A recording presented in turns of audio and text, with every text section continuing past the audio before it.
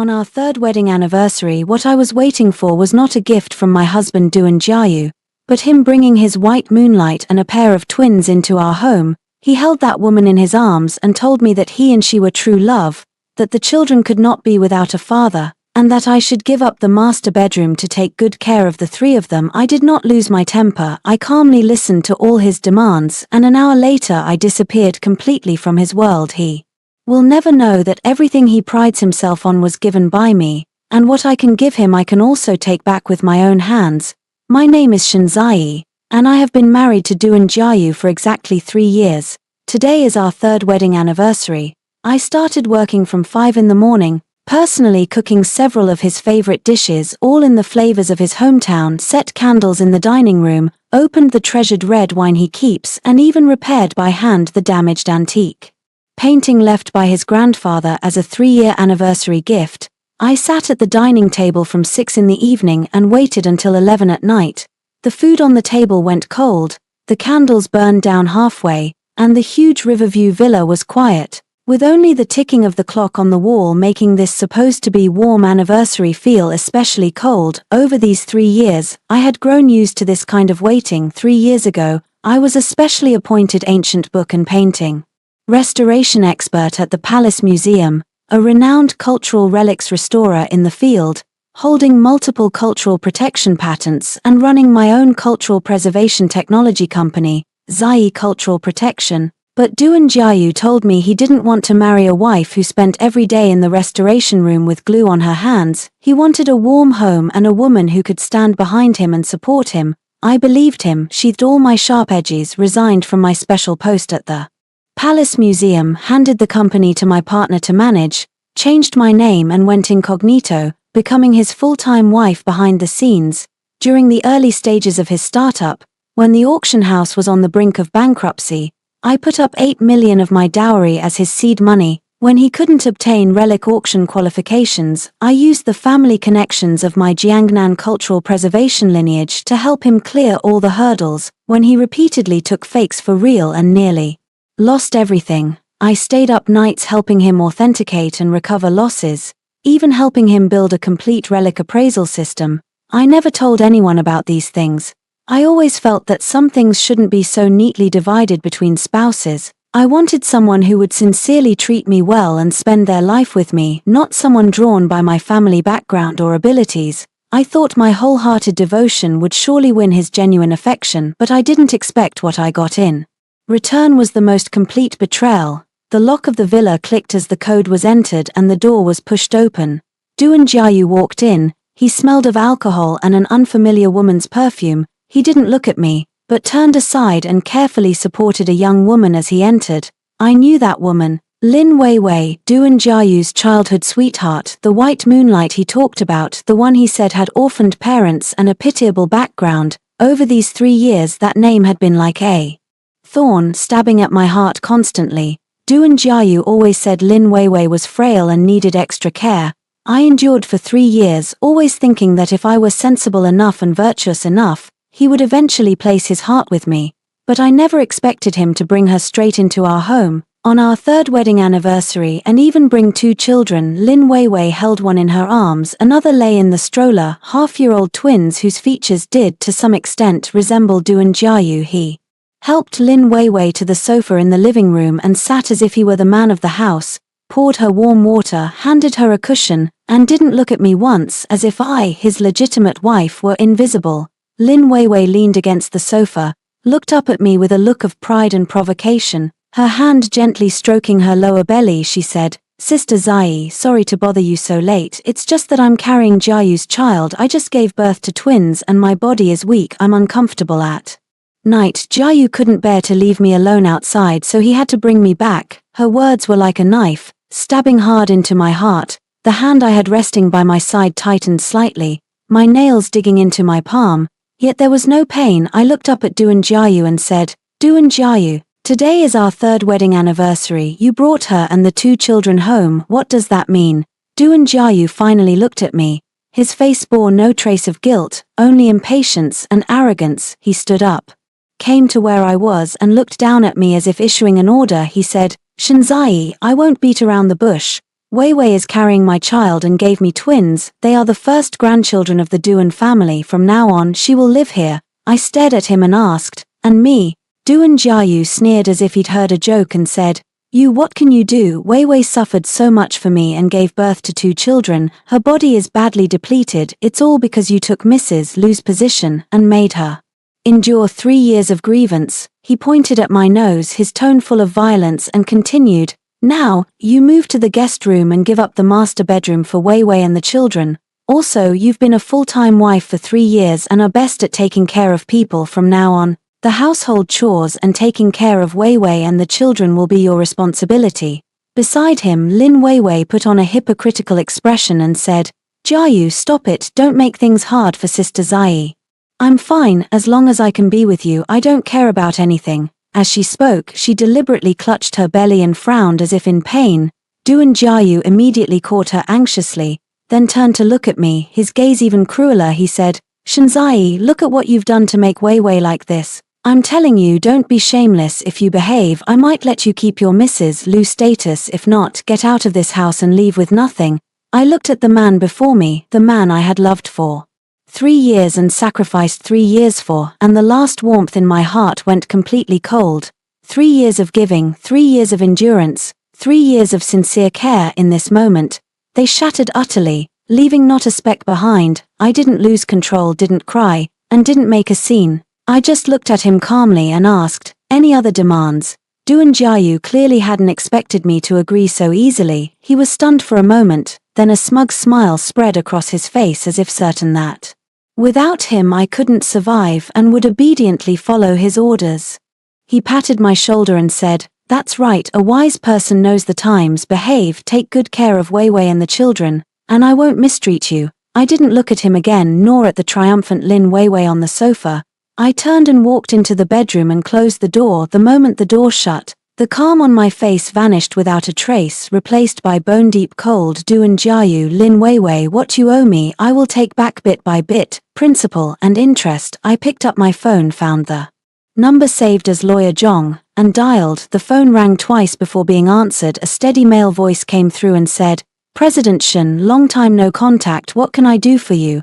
I held the phone and said, "Lawyer Zhong, I want a divorce. Take my divorce case. I want Duan Jiayu to walk away with nothing. Also, help me investigate all of Duan Jiayu's financial transactions over the past 3 years and all the financial data and auction records of Shengsha auctions. The more detailed, the better." Lawyer Zhong immediately replied, "No problem, President Shen, I'll bring the team over to you right now." After hanging up, I called another number, the partner Laro Chen at Zai Cultural Heritage Protection.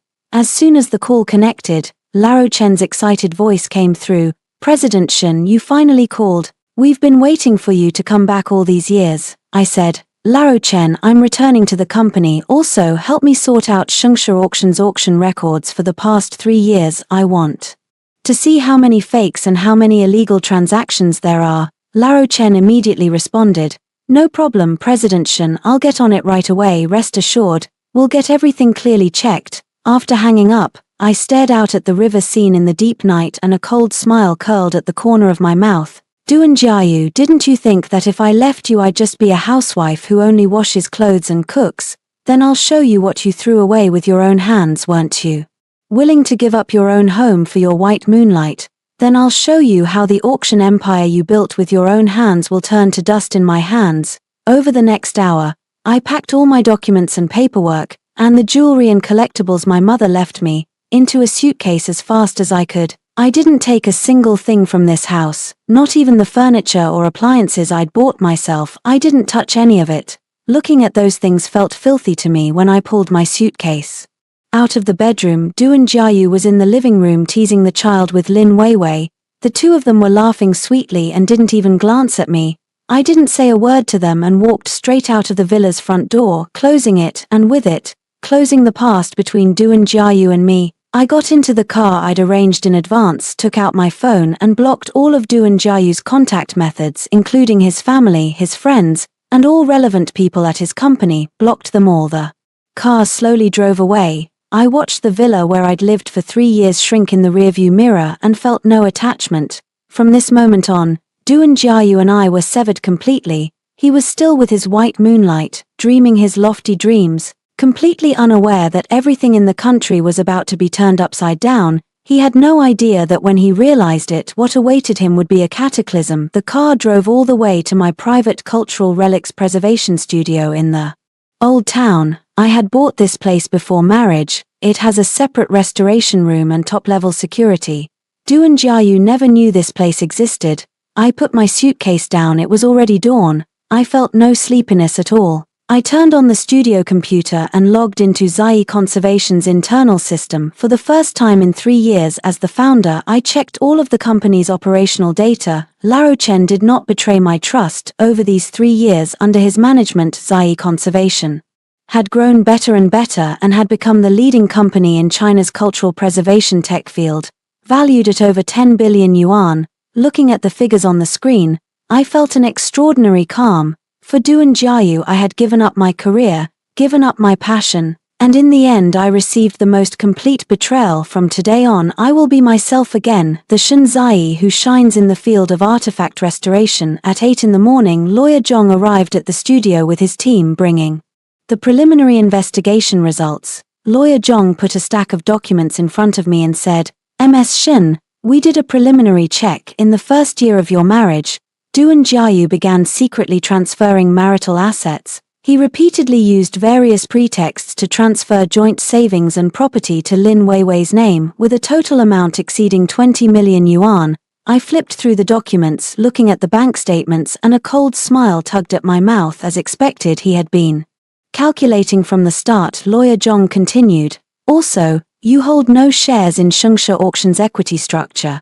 Yet the startup capital for that company came from your 800,000 yuan premarital funds. We also found that Duan Jiayu repeatedly forged your signature in attempts to change Zai Conservation's ownership structure.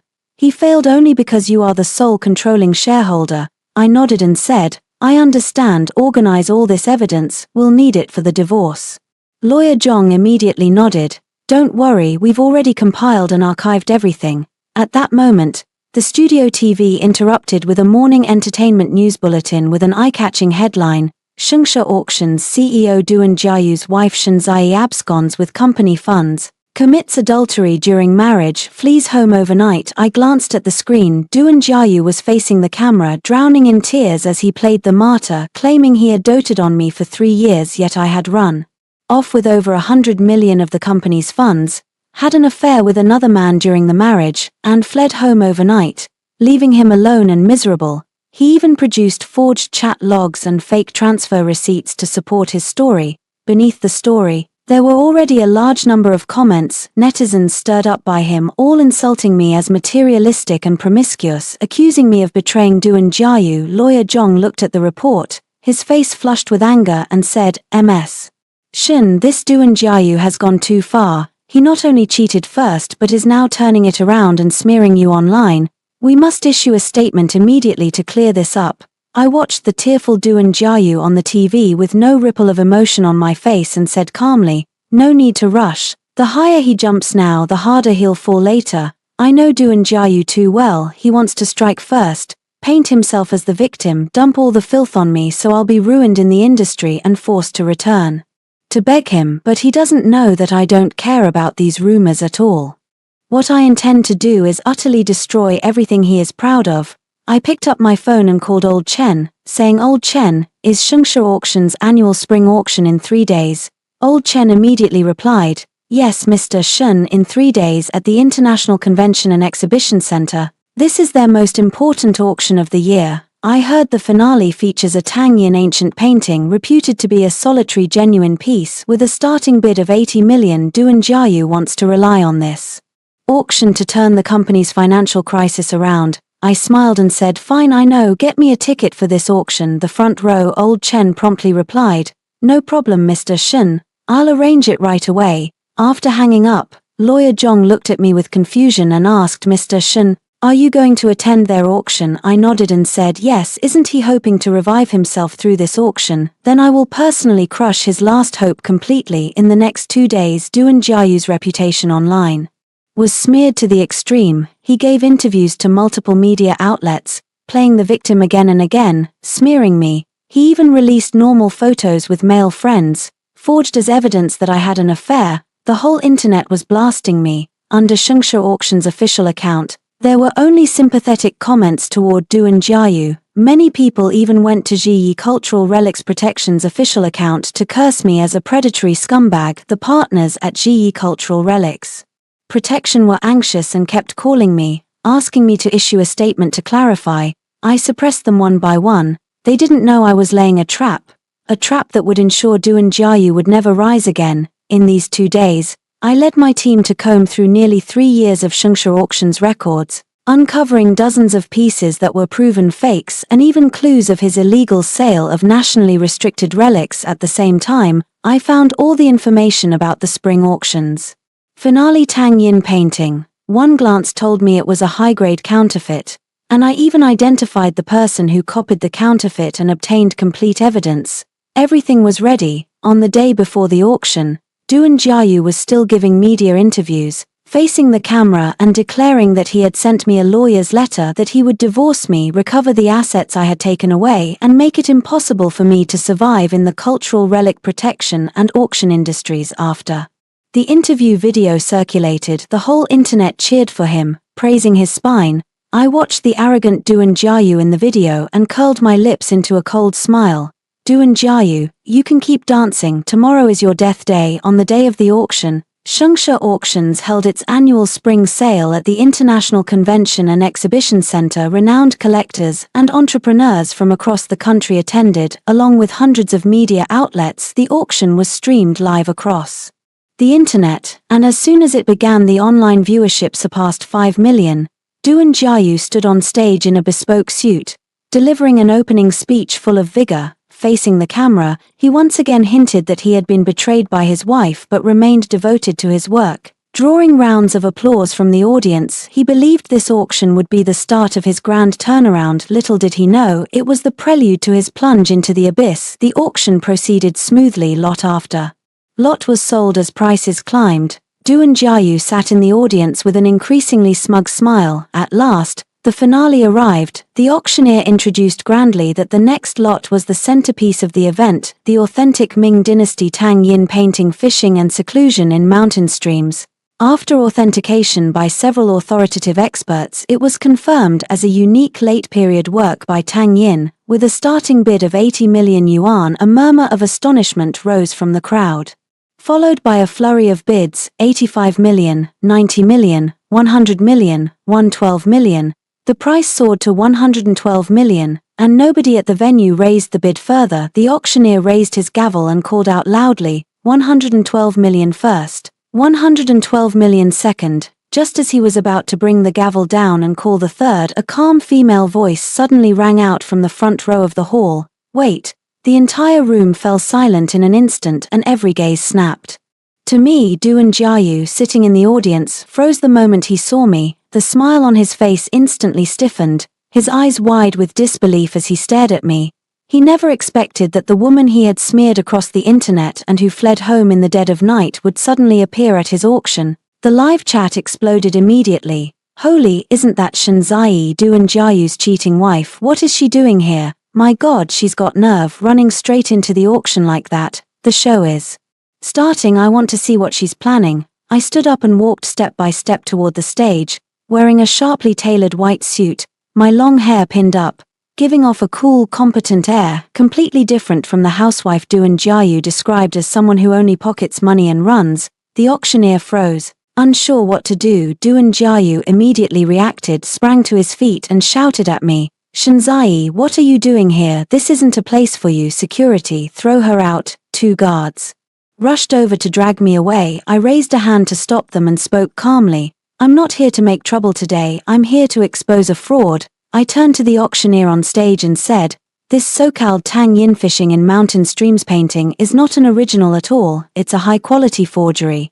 The moment I said that, the whole hall erupted. Duan Jiayu turned pale, rushed onto the stage and pointed at me shouting, "Shenziyi, what nonsense are you talking? What do you know about artifact appraisal? You're maliciously causing trouble and defaming Shungsha Auction's reputation. I see you're holding a grudge over the divorce and came here to get revenge." I looked at him and let out a cold smile.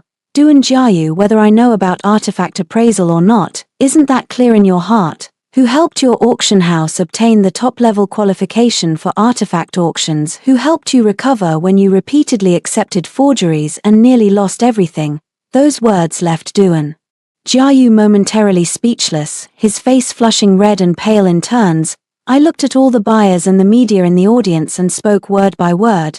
This painting has 3 fatal signs of artificial aging that only a top antique painting restorer could spot. First, the paper of this painting appears to be Ming Dynasty Shen paper, but it's actually been artificially aged using modern techniques. The surface worm-eaten marks are chemically induced and distributed too uniformly, not consistent with natural worm damage. Second, the ink used in this painting is modern industrial ink, not Ming-era pine soot ink. Under a magnifying glass, the grain of the pigment is completely wrong and the layering of the wash doesn't match Tang Yin's brush habits. Third, the inscription and seal on this painting used modern chemical seal paste, not Ming Dynasty cinnabar paste. After 100 years, the color and penetration of the paste would not look like this at all. When I finished, the collectors in the audience immediately took out magnifying glasses and inspected the painting up close. After looking, their faces changed and they began pointing at the painting, clearly having found problems. Duan Jiayu panicked and shouted at me, "You're lying! Multiple authoritative experts have authenticated this as genuine. On what grounds do you say it's a fake?" I looked at him and said calmly, "You want proof? I'll give it to you." I gestured and my assistant immediately walked onto the stage with a laptop and connected it to the venue's big screen. First, a remote video link appeared showing 3 top antique painting experts from the Palace Museum. The 3 experts gave their appraisal on the spot, clearly stating the painting is a high-quality forgery, exactly matching the 3 issues I had pointed out. Next, the screen showed the forger who had copied the painting, an old painter from Suzhou, who personally admitted it was his hand copy, and there was a complete record of the copying process. The creation date was 3 years ago, not a Ming Dynasty work. Conclusive evidence was laid bare in front of everyone. The entire hall erupted instantly. The buyer who had purchased the painting stood up and yelled, "Duan Jiayu, how could Shengsha Auction sell a fake as the real thing? You've tricked me! Refund! I demand a full refund!" Other buyers also realized what had happened and demanded their lots be inspected, and the venue descended into chaos. The media were clicking their shutters like mad, the flashbulbs lighting up the room, and the live stream viewership instantly exceeded 10 million. Duan Jiayu stood on stage trembling, his face as pale as paper, unable to utter a word. I looked at him and said coldly, "Duan Jiayu, this is only the beginning. Over the years you've made filthy money through fakes. I will tally every cent you owe me." After speaking, I turned and walked off the stage and, escorted by bodyguards, left the auction site. Behind me the auction was in utter disarray and Duan Jiayu's collapsing screams echoed. Once in the car, my assistant smiled and said, "Mr. Shen, well done. Duan Jiayu is finished this time." I looked at the passing scenery with no change in expression. "Duan Jiayu, this is only the first bill you owe me. Next, I will make you pay the most terrible price for everything you have done." After leaving the auction site, the news that Shengsha Auctions had been selling forgeries spread across the entire internet in an instant. Hashtags like #Shengsha Auctions forgeries, #Duan Jiayu scam, #Shenzai artifact appraisal shot straight to the top of the trending list, and the view count quickly surpassed 1 billion. The full video from the auction circulated wildly online. Netizens finally learned the truth, flipped their opinions, and began calling Duan Jiayu a scumbag, a con man, and an ungrateful wretch. Those who had previously criticized me also flocked to my social accounts to apologize. Oh my god, what a turnaround! So Duan Jiayu was the cheating jerk all along and he was selling forgeries to swindle people. Disgusting. Sister Shen is amazing, she spotted the forgery at a glance and exposed the scam on the spot. So fierce. I was fooled by Duan Jiayu and even insulted Sister Shen before. I apologize, Sister Shen, I'm sorry. No wonder Duan Jiayu managed to build up the auction house. Turns out it was thanks to his wife. He got rich, cheated, and then blamed her. What a thankless scoundrel. Shengsha Auctions, meanwhile, was driven into an irrecoverable downfall. On the same day the auction ended, all the buyers who had won lots collectively demanded refunds and even filed lawsuits in court accusing Shengsha Auctions of contract fraud. The State Administration for Market Regulation and the National Cultural Heritage Administration issued notices overnight. announcing an investigation into Shungsha Auctions, ordering a halt to all its auction activities, and freezing the company's corporate accounts. Shungsha's stock hit the daily limit down at the opening the next day. Within a single day, its market value evaporated by more than 5 billion yuan. Duan Jiayu, once a dazzling titan of the auction world, became a widely condemned con man overnight, spat on across the internet, but he still wouldn't give up. Rather than reflecting on his mistakes, he shifted all the blame onto me. The next day, he signed up to attend the nation's highest-profile artifact appraisal summit. This forum is the most authoritative event in the domestic cultural preservation and auction industry, inviting the country's top artifact experts, museum directors, auction house leaders, and officials from the National Cultural Heritage Administration. The entire event was broadcast online, with expected live attendance surpassing 20 million.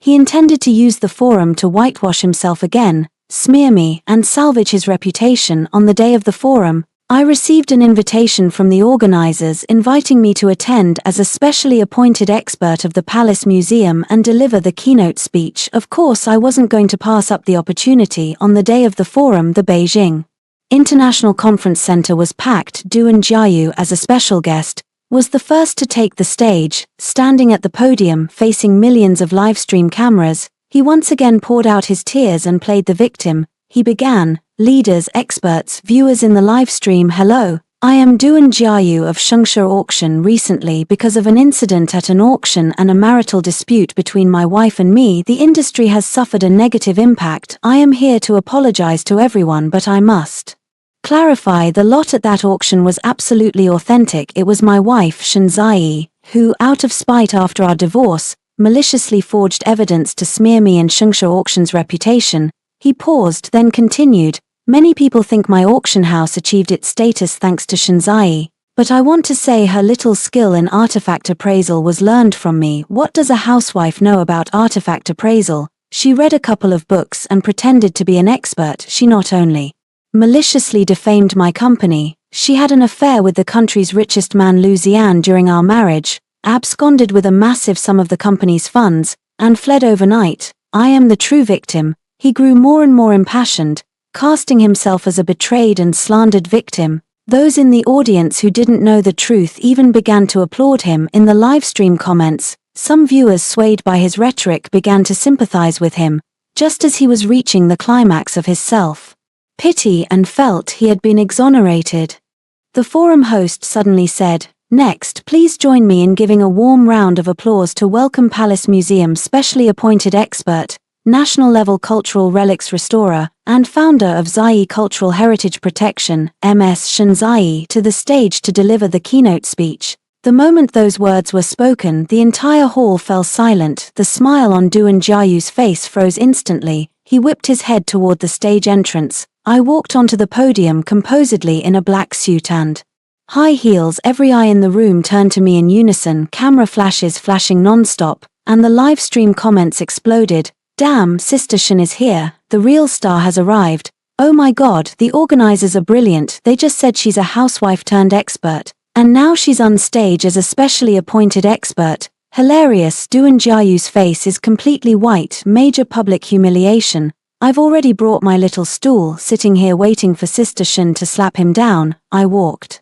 to the center of the stage, took the microphone from the host without looking at the ashen-faced Duan Jiayu beside me, and calmly addressed the guests and the cameras. "Leaders, experts, viewers in the livestream, hello, I am Shen Zai. I'll give a brief introduction. I have been restoring ancient books and paintings for 15 years. I am a specially appointed ancient book and painting restoration expert at the Palace Museum, an inheritor of the National Intangible Cultural Heritage Restoration techniques for books and paintings, and the founder of Zai Cultural Preservation. Over the past 15 years, I have restored more than 200 national treasure-level ancient book and painting cultural relics, hold 8 national patents in relic restoration, and am one of the formulators of authentication standards in the domestic relic auction industry." As soon as I finished, thunderous applause erupted. The relic experts present all nodded and acknowledged me. Duan Jiayu stood beside me, trembling, unable to stand or walk, utterly embarrassed. I turned to him and said lightly, "Mr. Duan, did you just say that my relic authentication skills all came from you?" That I'm just a housewife who doesn't understand relic appraisal. Doan Jiayu's lips quivered and he couldn't get a word out for a long time. I ignored him, raised my hand, and my assistant immediately connected a computer to the large screen at the venue. The first items displayed were intimate photos of Doan Jiayu with Lin Weiwei. Hotel check-in records, 3 years of transfer records, and a complete recording of him bringing twins home and asking me to move to the guest room to take care of his illegitimate children. Ironclad evidence proving his affair during marriage. The audience gasped, and the live stream comments filled with curses. Next, the screen showed a complete evidence chain of dozens of forged items auctioned by Shengshe Auctions over the past 3 years, including chat records proving he knew they were fakes but still sold them at high prices, and collusive transfer records between seller and him to defraud buyers, all laid out clearly, word for word.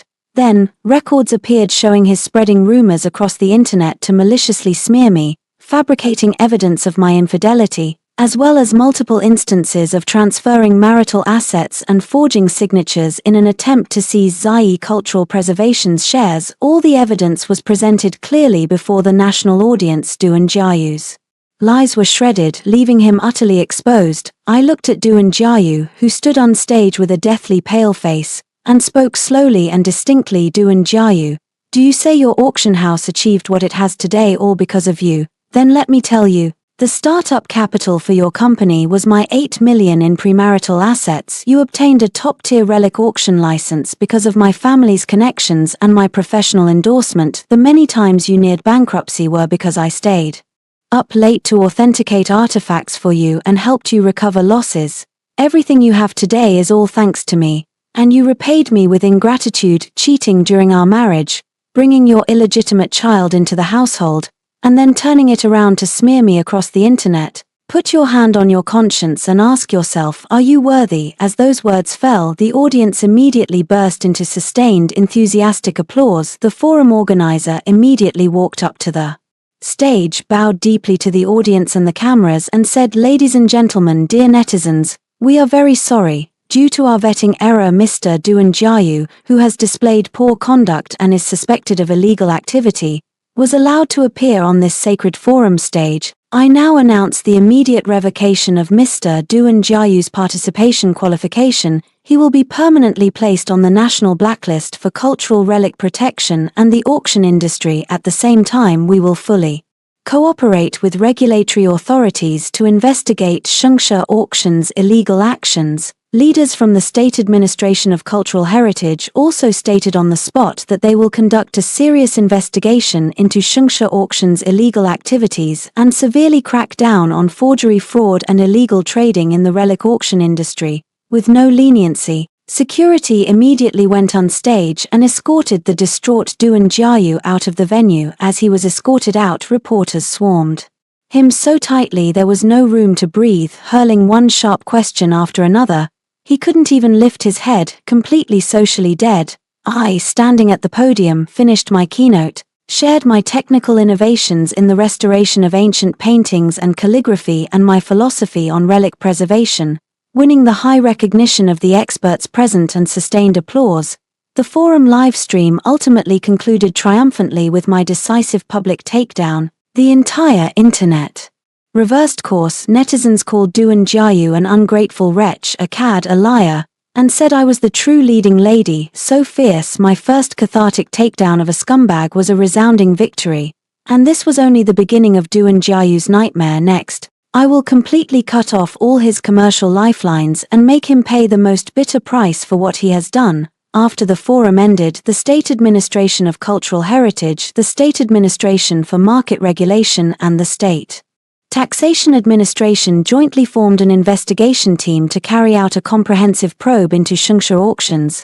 I submitted all the evidence I had collected showing Shengshe Auctions' illegal reselling of cultural relics, counterfeit fraud, tax evasion, and inflated revenue to the investigation team. These pieces of evidence were all uncovered bit by me and my team. Each one is ironclad and sufficient to utterly destroy Shengshe Auctions. Once the investigation team received the evidence, they immediately took action, formally opening a case against Shengshe Auctions and issuing a notice to shut down all Shengshe Auctions offline stores and online operations nationwide. completely freezing all of Shungsha Auctions' bank accounts and assets. Immediately after, I coordinated with the 6 major state-owned banks that had lent money to Shungsha Auctions and submitted complete evidence that Du and Jiayu had forged financial statements to fraudulently obtain bank loans. When the banks saw the evidence, they were instantly outraged and that same day jointly issued a statement announcing the early recall of all loans made to Shungsha Auctions, principal plus interest, totaling 1.8 billion yuan. They also filed a lawsuit in court, applied for property preservation, and froze all of Du and Jiayu's personal assets, real estate, and vehicles. This move cut off Shungsha Auctions' last lifeline of funding. Already on the verge of bankruptcy because of the counterfeit scandal, Shungsha Auctions was now completely paralyzed. All of the nationwide offline stores were shut down, employee wages went unpaid for 3 consecutive months. Senior executives began submitting resignation letters, one after another, and departing employees even collectively filed labor arbitrations demanding Shungsha Auctions pay the overdue wages and compensation. Suppliers and partners across the country also filed lawsuits demanding payment of outstanding invoices and breach of contract damages. There were long queues every day outside the courthouses, all people suing Shungsha Auctions. Du and Jiayu was in a complete panic. He tried everything he could think of to find funds to save the company, to find investment institutions to inject capital, but every investment firm avoided him, either shutting their doors and refusing to meet, or finding excuses to turn him away. No one was willing to help him. Everyone knew Shungsha Auctions was finished, and no one dared risk offending me, Zai Cultural Protection, or the resources of the entire cultural protection industry on his behalf. With nowhere left to turn, Du and Jiayu could only pin his hopes on the other major shareholders of the company. What he didn't know was that I had already contacted those major shareholders and agreed on all the terms with them. Those major shareholders had invested in Shungsha Auctions originally because of me. Over the past 3 years, Du and Jiayu's obstinacy and repeated disregard for their advice had left the company in shambles, its stock price plummeting and causing them to lose everything, so they were long resentful of him. I approached them and proposed convening an emergency board meeting to remove Du and Jiayu from the CEO position, have Zai Cultural Protection inject funds to revitalize Shungsha Auctions' quality assets, and safeguard the shareholders' interests. They agreed almost immediately. Once everything was ready, the provisional board of Shungsha Auctions formally convened. When Du and Jiayu received the board notice, he was still in his office, frantic and scrambling to find funds. He thought the shareholders wanted to discuss ways to save the company, so without a second thought he went to the conference room with the vice president. But when he pushed open the conference room door, he realized something was off. All the major shareholders were seated inside with cold faces. When they saw him enter, not a single person greeted him, their eyes full of disgust and displeasure. And I was seated next to the chairman's place, holding a cup of tea, calmly watching him. The moment he saw me, Du and Jiayu's eyes instantly reddened. He pointed at me and shouted at the shareholders, "Why did you call her here? This woman ruined our company and you invite her to the board? Are you crazy?" The vice chairman sitting in the chairman's seat spoke coldly. Du and Jiayu, shut up. Ms. Shen is our angel investor and a founding shareholder of the company. She has the right to attend this board meeting. As for you, look at what you've done to the company. How dare you shout here? Du and Jiayu froze for a moment, then said, "I am the company's founder, the president. The company is in trouble now. We should be working together to solve it, not fighting among ourselves." I set down my teacup, looked up at him and said faintly, "Du and Jiayu, you knew the company was in trouble. You brought the company to this state by your own actions." I raised my hand to signal, and my lawyer immediately distributed a thick stack of evidence to each shareholder present. I said, "Shareholders, here is the complete evidence of Du and Jiayu's embezzlement of company funds, financial fraud, inflated revenue, and illegal trafficking of cultural relics during his tenure, which led to massive losses and exposed the company to huge lawsuits and administrative penalties. Each item is incontrovertible. It is precisely his illegal and irregular conduct that has driven the company into today's crisis, risking delisting and even exposing it to legal liability." The shareholders flipped through the evidence in their hands, their expressions growing darker and darker, and their looks at Du and Jiayu became increasingly furious. "Du and Jiayu, how dare you embezzle company funds to buy a house for that mistress, financial fraud. You've been deceiving us for so long. No wonder the company has been losing money. It's because you were pulling strings behind the scenes. Illegal trafficking of cultural relics. Do you intend to drag all of us down with you? The shareholders' questions surged toward Duan Jiayu like a tide. His face flushed and went pale in turns. He stood there, unable to utter a single word. I looked at him and continued, saying that today's emergency board meeting had only one item on the agenda: to remove Duan Jiayu from the position of president and from his directorship, and to report his illegal and rule-breaking actions to the public security authorities and regulatory bodies.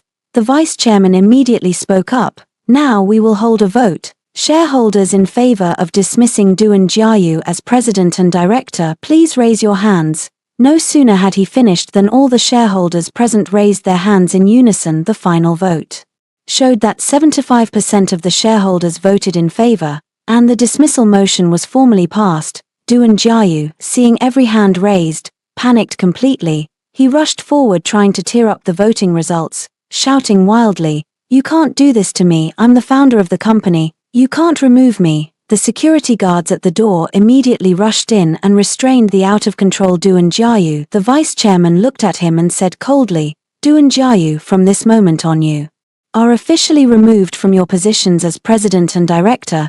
You are given 1 hour to pack your things and leave the company. In addition, we have reported your illegal and non-compliant actions to the public security authorities and regulatory bodies. Prepare to face legal punishment."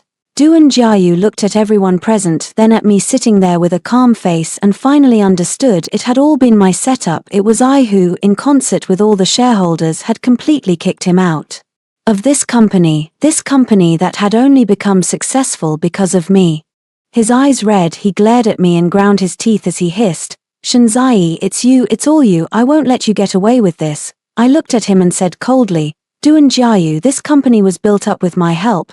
Now I'm just taking back what belongs to me. You still owe me far more than you've repaid." The security guards immediately stepped forward, seized a hysterical Duan Jiayu and dragged him out of the conference room. As he was dragged out, he kept wildly roaring my name and hurling the vilest curses, but no one paid him any attention anymore. In the conference room, the shareholders stood up one after another, reached out their hands to me and said, "General Manager Shen, thank goodness for you. Otherwise we would all have been swindled by Duan Jiayu. From now on the company will rely entirely on you." I smiled, shook their hands and said, "Rest assured I won't let everyone's investment go down the drain." Then with my team I carried out a comprehensive asset restructuring of Shengsha auctions, stripped away non-performing assets, and Zai Wenbao injected 3 billion yuan, revitalizing the company's core auction business and putting this once nearly bankrupt company back on track. Kicked out of the company, Duan Jiayu was completely isolated. All his assets were frozen by the bank. His credit cards were suspended, his luxury cars and villas were mortgaged, and his friends all cut ties with him for fear of being implicated. With nowhere else to turn, he could only move into a shabby rental in a city village with Lin Weiwei and the twins, besieged daily by creditors, living worse than pigs and dogs. Yet even so, he still pinned all his hopes on Lin Weiwei and the twins. He believed they were his blood from the Lu family, his last trump card, the only bargaining chip he had left to negotiate with me. He would never know that the children he treated as a lifeline were from the very beginning a complete, utter scam, and the truth of that scam would soon come crashing down in his face, throwing him into the abyss. After being kicked out of the company, Duan Jiayu's life grew worse by the day. His rented room was on the top floor of a village in the city complex. In summer it was as hot as a steam box with no air conditioner.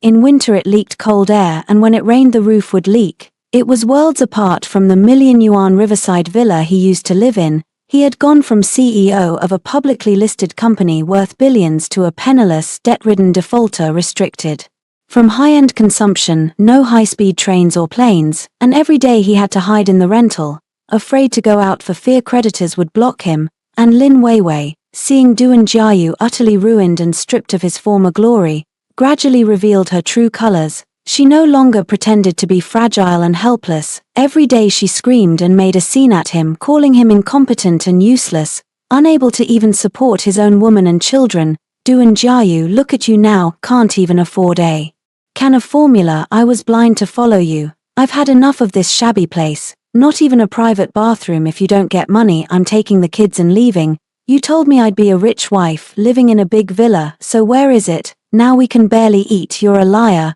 Every day the rental echoed with Lin Weiwei's insults and the sound of things being thrown. Du and Jiayu already had a bellyful of anger, and her scenes only made him angrier. They argued and smashed things day after day, turning the place upside down. But after every fight, as long as Lin Weiwei clutched her stomach and said she and the children felt unwell, Du and Jiayu would immediately soften, apologize to her in a meek voice, and obey her every wish. He pinned all his hopes on the twins. He believed they were the eldest grandchildren of the Liu family, his only remaining hope. As long as the children were born safely, he thought he would fight tooth and nail to give them a good life and maybe hold the children up to me to negotiate. Hoping I'd give him money for the sake of the kids and let him go, he even planned to wait until the children were older to do paternity tests, then take the results to court to reopen the division of assets. He had no idea that the children he placed such expectations on had been a fraud from the start. That day, Lin Weiwei again had a huge fight with Du and Jiayu because he couldn't afford the imported fruit she wanted. By the end of it, she was clutching her stomach, crying that her stomach hurt and that the child felt unwell. Du and Jiayu panicked instantly, hurriedly hailed a taxi, and took Lin Weiwei to a nearby private hospital to have a prenatal checkup to see how the child was. He had almost no money left, but still gritted his teeth and booked the most expensive specialist appointment. Afraid something might be wrong with the baby in Lin Weiwei's belly at the hospital, the doctor wrote up an order for a prenatal exam and told her to have an ultrasound. Du and Jiayu accompanied her and waited at the door of the ultrasound room. Lin Weiwei told him to wait outside and went in alone. Du and Jiayu paced anxiously by the door, silently praying that the child would be fine. He waited a full half hour before the ultrasound room door opened, and the person who came out was not Lin Weiwei but the examining doctor. The doctor looked at Du and Jiayu, frowned and asked, "Are you a relative of Lin Weiwei?" Du and Jiayu immediately nodded and, anxious, blurted out, "Doctor, I'm her husband. How is the child in my wife's belly? Is the child okay?" The doctor regarded him with a strange expression and said, "Child? What child? Your wife is not pregnant at all. There is nothing in the uterus. Her body shows no signs of pregnancy or miscarriage." Those words struck Du and Jiayu like a thunderbolt. He stood frozen, unable to react for a long moment, and replied in disbelief, "Doctor, what did you say? That's impossible. She clearly gave birth to twins. They're already half a year old. How could she never have been pregnant?" The doctor shook his head and said, "We performed a detailed examination. Her body's condition shows no signs of having given birth. The previous prenatal test forms must have been forged. Moreover, we checked her medical records. She has never had an abortion procedure at our hospital or any other hospital. The 3 previous abortions you mentioned simply did not occur." Du and Jiayu's mind went buzzing and then blank. Not pregnant, the prenatal forms were forged, the 3 previous abortions were fake. Even the claim that she had given birth was a lie to him. During these 3 years, the white moonlight he cherished and protected so much turned out to have deceived him from start to finish. For this woman, he turned against his wife of 3 years, forced his wife to have an abortion, and even ruined his wife, lost his company and wrecked his life. In the end, this woman hadn't carried his child at all, not even those twins necessarily. He was like a fool, played for 3 full years. At that moment, Lin Wei walked out of the ultrasound room. Seeing the couple standing with the doctor, her face paled instantly, and she turned to run. Du and Jie suddenly came to his senses, his eyes red with anger as he rushed forward, grabbed her wrist and slammed her against the wall, shouting, "Lin Wei, you lied to me. You never carried my child. You've been lying to me all along." Lin Wei pressed against the wall in pain, grimaced, and not bothering to pretend anymore with a broken pot, spoke out bluntly, "Yes, I lied to you, so what?" She pointed at Du and Jie's nose, yelled in a sharp voice, "Du and Jie, don't you look at what you're like now, a penniless bum, a debt-ridden deadbeat. If you hadn't looked somewhat rich before, who would want to stay with you? Who would want to pretend to be pregnant every day and act it out for you?" Du and Jie trembled with rage and slapped her, shouting, "That pair of twins, whose are they really?" Lin Wei was slapped hard, went completely crazy, leaped at him and started grappling with him, still shouting, "Whose child is it? It's not yours anyway. It's mine and my ex-boyfriend's. If it weren't for scamming your money, how would I have carried someone else's child to be with you?" She even exposed even more shocking secrets in public, saying, Do you think your company collapsed by itself? It's not only Shinzai, I helped too. I had long colluded with your vice president. Many of the company's black affairs were reported by me anonymously. The money in your hands, I had already moved away. You're a complete fool. The two fought wildly in the hospital lobby, tearing into each other, exposing all of each other's hidden truths. Surrounding patients and family members gathered, filming with their phones, pointing and gossiping. The farce eventually ended when hospital security separated them. The videos of their brawl were uploaded online by onlookers, instantly going viral. Netizens were astonished, calling it the biggest scoop of the year. A scoundrel deceived by a mistress, utterly satisfying. The topics #Doonjia child is not hisban #. Lin Wei faked pregnancy for 3 years climbed to the top of the hot search again. Netizens commented that Doonjia was ridiculous, ruining everything for a fake pregnant mistress. It was the year's biggest joke. As for Lin Wei, after making a loud scene with Doonjia, that very night she took away the last of Doonjia's living expenses, disappeared with the twins, and could not be reached again. Doonjia became utterly isolated, betrayed by everyone, penniless, hiding in a shabby rented room daily, while debt collectors chased him and the whole internet berated him. Living as a joke, he blamed all his misfortune and all his failures on me. He thought that if it weren't for me, he wouldn't have lost his company, wouldn't have ruined his reputation, wouldn't have been deceived by Lin Wei. The hatred in his heart grew like wild grass, eventually birthing a crazed idea. He wanted to take revenge on me, he wanted to destroy me, ruin my most cherished relic restoration career, ruin my life and make me taste the feeling of falling from the clouds into the mud. He did not know that this crazy idea would eventually drag him into an inescapable prison. Doonjia hid in a rented room for a full half-month. During that time, he spent every day online refreshing my news, watching me bring Zai cultural preservation to life, step by step revitalizing Shungsha auctions, watching me become a leading figure in the country's cultural preservation field, watching me and Lu Xian come and go together, the perfect match of talent and beauty. The resentment and jealousy in his heart almost drove him mad. He felt that everything I now possessed should have been his. If not for me, he would still be that endlessly glorious tycoon of the auction world, still the admired young talent. It was me who ruined his life. He wanted revenge, wanted me to pay, wanted me to taste the feeling of losing everything. He tracked my whereabouts and learned that I went every day to the Zai Cultural Preservation Restoration Lab on the outskirts, where many valuable artifacts awaiting restoration were stored, the place I cared about most. He thought this was his best chance for revenge. He went to the used car market, bought a nearly wrecked van, and recruited a group of idle men, paying them high wages to join him in smashing my restoration lab and destroying the precious artifacts inside. He believed that as long as he destroyed those artifacts and wrecked my lab, my cultural preservation career would be finished and I would collapse with it. He even planned that if he had to die, he'd drag me down with him. One deep, moonless night, Doonjia drove that decrepit van with a group of idle men and sneaked down to the building housing the Zai Restoration Lab. He had already scouted the place and learned the security shift changes, then led them in through the fire escape at the back and slipped into the restoration lab. Inside the lab were the most advanced artifact restoration devices and dozens of precious items awaiting repair, all sent from museums around the country and worth a fortune. Doonjia looked at everything in the lab with eyes full of malice and shouted to the men beside him, "Smash it for me, smash it all. Don't leave a single piece." The men immediately set to work, wielding iron bars and wildly smashing the lab's equipment. Instruments were broken to pieces, glassware shattered across the floor, and mounted paintings and calligraphy were torn to shreds. In just over 10 minutes, the once tidy and advanced restoration lab was left in ruins, fragments and debris everywhere, causing tens of millions in economic losses.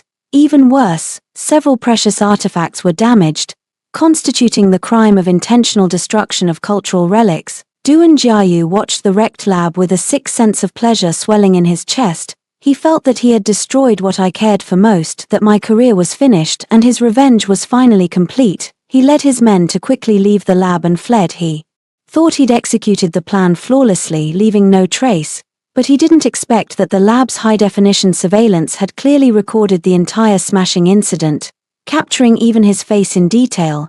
Early the next morning, the lab staff arrived at work and upon seeing the lab smashed to pieces, Panicked instantly, they immediately called the police and phoned me. By the time I reached the lab, the police had already arrived and were conducting an on-site investigation and collecting evidence. Looking at the wrecked lab and the damaged precious artifacts, my expression instantly went cold. My assistant stood beside me, worriedly asking, "President Shen, what do we do? Multiple national-level artifacts have been damaged, our restoration equipment has all been smashed, and the development samples for the new generation of non-destructive restoration technology have been destroyed." I watched the footage showing Duan Jiayu and his men smashing things, and a cold curve appeared at the corner of my mouth as I said, "It's fine, we can buy the equipment again. The artifacts can be restored and we have backups of the samples. As for Duan Jiayu, this time he can't get away." I had already anticipated this. Someone like Duan Jiayu, when driven into a corner, would surely act recklessly and do something extreme, so I had long since reinforced the lab's security. HD cameras installed in every corner, and even the precious artifact samples were backed up twice and stored elsewhere. Duan Jiayu thought he had destroyed my life's work, but in reality he only smashed a bunch of equipment and left behind irrefutable evidence of his crime. The police quickly identified Duan Jiayu and the men he had hired from the surveillance footage, immediately issued a wanted notice and moved to arrest them. But Duan Jiayu had no idea he had been exposed. After trashing the lab, he was gloating, convinced I would be in utter chaos and that GE cultural protection would be severely damaged. He even opened a bottle of alcohol in his rented room to celebrate his successful revenge. What he didn't realize was that an even greater revenge was waiting for him. He knew that smashing the lab would only cause me some losses and could not destroy me completely. So he had an even crazier plan. He intended to kidnap me, force me to withdraw the lawsuit, and extort a huge hush money payment from me, otherwise he would bring us down together. He had already learned my routine, knew that every day at 6 in the evening I left the restoration lab and drove back to the city, and that I would definitely pass through the underground parking lot of the artifact warehouse. He had bought his weapon in advance and lay in ambush in a corner of the underground parking lot, waiting for me to appear so he could carry out his kidnapping plan. That afternoon at 6, my car drove into the underground parking lot on time and stopped in its reserved spot. The driver got out first and opened the rear door. Just as I was about to get out of the car, Duan Jiayu came charging out like a madman with two hired men holding a cleaver, shouting at the driver, "Don't move or I'll cut you to death." The driver froze instantly. Duan Jiayu seized the moment to rush to the car, trying to drag me out, yelling crazily, "Shenziyi, get out here! If you don't return my company to me today, if you don't give me 100 million, I'll die with you." But before his hand could touch me, I sat in the car with not a trace of panic on my face, only speaking calmly, "Do it." No sooner had the words left my mouth than 4 tall bodyguards burst out of a nearby car, moving cleanly and swiftly. In a few moves they pinned Duan Jiayu and his 2 men to the ground, kicked the cleaver away, and pressed their faces onto the cold concrete. Unable to move, Duan Jiayu was held down, struggling frantically, yelling at me, "Shenziyi, you set me up. You were prepared all along." I stepped out of the car, stood before him, looking down with icy disgust in my eyes, and said, "Duan Jiayu, I know exactly what kind of person you are and what you were thinking. You smashed my laboratory, and now you try to kidnap me. You're really becoming quite something." Duan Jiayu, eyes reddening, roared, "You forced me, you ruined everything for me. I'm like this today because of you." I laughed and said, "Because of me, Duan Jiayu. Everything that brought you to this point is your own doing. You were the first to betray me, you were the first to repay kindness with hatred, you were the first to destroy our marriage, and now you blame me." I paused, then continued, "You deliberately damaged state-protected precious relics, which constitutes intentional damage to cultural relics. Now you attempted kidnapping with a weapon, attempted kidnapping, with multiple charges. You can look forward to spending the rest of your life in prison." After I finished speaking, I took out my phone and dialed the police, saying, "Hello police, someone here is attempting a knife kidnapping. The address is the underground parking lot of the relics warehouse. The people have been subdued." Less than 10 minutes after hanging up, the police arrived on the scene. Seeing Duan Jiayu pinned to the ground and the cleaver nearby, they immediately understood the situation, produced handcuffs, and cuffed Duan Jiayu and his companions. As the police hauled Duan Jiayu to his feet, he kept struggling wildly, shouting at me, "Shanzai, I will not let you go, even as a ghost I will not let you go." I watched his back as the police took him away, my face not showing the slightest ripple from the moment he betrayed me. His fate had already been sealed, he had personally paved his own road to prison, no one could save him, and Lu Zian, who had silently supported me all along, was utterly enraged when he learned of this. He not only arranged the top criminal lawyers to follow the case, but also submitted all of Du Jiayu's criminal evidence to the court and mobilized every resource to prevent Du Jiayu from being granted bail pending trial so that he would have to face the full force of the law. It was also at this time that Lu Zian formally declared his feelings to me and told me he wanted to protect me for the rest of his life. Seeing the sincerity and determination in his eyes, and remembering how completely he had protected and supported me during this period, I smiled and agreed to be with him. We officially got together. As for Du Jiayu in the detention center, when he learned that I was with Lu Zian and that I had reached the pinnacle of the cultural preservation industry, he was driven completely mad. But no matter how insane he became, it couldn't change the fact that he was about to face a prison sentence. After Du Jiayu was taken away by the police, because he was suspected of intentional damage to cultural relics, provoking trouble, and attempted kidnapping. With particularly egregious circumstances and serious social harm, the police directly rejected his application for bail. This meant that until the court's verdict, he would have to remain in detention with no chance to come out and harass or harm me again. And Lu Zian, true to his word, not only arranged the nation's top criminal lawyers to handle the case, but also organized and submitted all of Du Jiayu's criminal evidence to the prosecutor's office, ensuring he would receive the harshest legal punishment. With Du Jiayu out of the way, I could finally settle my mind and focus on my cultural heritage work and on the child in my belly. Yes, I was pregnant. I only discovered I'd been pregnant for over a month after I left Du Jiayu. When he brought the twins home and asked me to move into the guest room to take care of his illegitimate child, I was already carrying his baby at that time. I was heartbroken by his betrayal and intent only on retaliation, so I didn't notice the changes in my body. When I later realized I was pregnant, I hesitated about whether to keep the child. In the end, I decided to give birth. The child was innocent, and I was capable of giving them a good life and a good environment to grow up in without relying on any man. After Lu Zian learned I was pregnant, he didn't mind at all. Instead, he cared for me even more attentively. He turned down almost all unnecessary work and accompanied me every day. If I went to the lab, he would set up his office next to mine to handle his work. If I went for prenatal checkups, he always arranged everything in advance and never left my side. If I stayed up late working, he quietly prepared snacks for me and kept me company without a complaint. What he gave me was never condescension or charity, but equal respect, steadfast preference, and the reassurance that everything would be responded to and taken care of. He never told me to give up my career or my passions for the sake of the child. Instead, he told me my career and passions were more important than anything. The child would have him and a nanny, and I could always pursue what I wanted to do and chase my dreams. During the 3 years with Du Jiayu, I had lived smaller and smaller, losing myself, constantly compromising and catering to his tastes. After being with Lu Zian, I grew more confident and radiant. I could be myself and pursue my dreams with peace of mind, because I knew that no matter what happened, he would be behind me, always supporting me. With his support, my cultural heritage work reached a new peak. The non-destructive restoration technique for ancient paintings and calligraphy I developed, after years of experimentation and refinement, finally won the National Science and Technology Progress Award, the highest technology award in China's cultural preservation field, and I was its youngest female recipient. Thanks to this technique, I was invited by UNESCO to Paris to attend the Global Forum on Cultural Heritage Protection, and as the only Chinese female expert, I gave a keynote speech on stage. This was the first time UNESCO had invited a Chinese female conservation expert to speak at this world-class forum, an honor for the entire Chinese heritage preservation community. On the day of the forum, the UNESCO headquarters in Paris was packed.